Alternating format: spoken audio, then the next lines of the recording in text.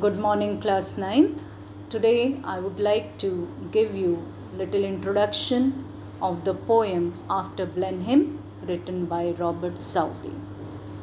Now, After Blenheim is an anti-war poem written by Robert Southey, who is considered as English romantic poet. Now, he wrote this poem in the year 1796 about a battle that took place in Blenheim. Blenheim is a small village in the southern Germany, and the battle was fought in the year 1704. As I told you that this particular poem is an anti-war poem, it sharply criticizes the destruction and death that takes place in wars.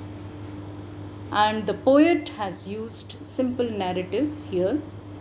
He tells us a story about old grandfather.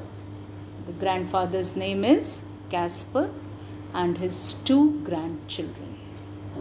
The grandson's name is Peterkin and the granddaughter's name is Blenheim. Now the grandson asks a question: why people fight and why wars take place? And the grandfather is unable to give a good reason or any good reason for war. And he could only repeat that it was a famous victory. And through this poem, the poet wants to emphasize that wars are senseless, pointless, and in wars there is no real winner. Nobody is a winner. All are losers. Lot of destruction of land takes place and the death of so many people take place. So this poem is a powerful poem and it talks about the wake-up call. This poem wants to create awareness in the minds of reader that we should try to seek peaceful negotiations, peaceful solutions to all kinds of conflicts. So students, today I would like to talk about the style of the poet. The poet has used long narrative story.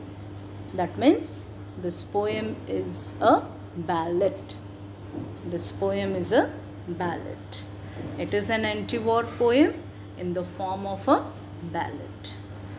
And you will find each stanza of 6 lines, and there is rhyming scheme in this poem. Each stanza you will find the rhyme scheme of AB, CB and DD. AB, CB, DD is the rhyme scheme. Lot of alliterations you will find, repetitions you will find. They are mainly to emphasize the point that the poet wants to keep in front of the readers. He wants to give the glimpse of irony in this particular poem. So he talks about the horrors of wars through this poem. And the old man Caspar is unable to give a satisfactory answer to his grandchildren why the war was fought. But he was simply talking about the great victory, the famous victory of England. So here the poet wants to emphasize that the common people are lured by the political leaders into believing the importance of victory in the war rather than its purpose or benefits for the common man. So the irony here exposes the pointlessness of war. So, my dear students, Robert Southey has given us the theme here, that is man's cruelty to man. In today's world, who is the deadliest person or deadliest species? Human beings. Why? Because human beings are doing lot of cruelty to human beings as well as to animals, to birds, and to the surroundings.